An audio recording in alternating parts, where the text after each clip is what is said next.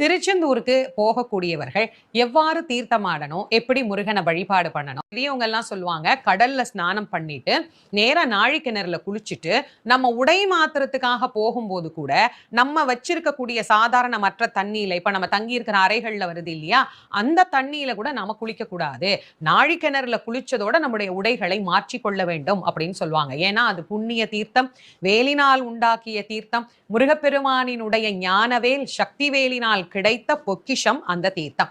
நோய்களை நீக்கக்கூடியது, நம்முடைய வாழ்க்கையில நமக்கு ஏற்பட்டு இருக்கக்கூடிய எல்லா வகையான தரித்திரியங்களையும் போக்கக்கூடியது அந்த அற்புதமான தீர்த்தம். அதனால அதுல குளிச்சுட்டு நம்ம போய் உடை மாத்திட்டு, அப்படியே ஈரத்தோட சொட்ட சொட்ட கோயிலுக்கு போகக்கூடாது. போய் உடை மாத்திட்டு அதற்கு பிறகு முதல்ல எங்க போய் கும்பிடணும் அப்படின்னா, தூண்டு கை விநாயகர் அப்படின்னு பேர். அந்த பிள்ளையார போய் கும்பிட்டுட்டு அதற்கு பிறகுதான் திருச்செந்தூர் முருகனை போய் வழிபாடு செய்ய வேண்டும்.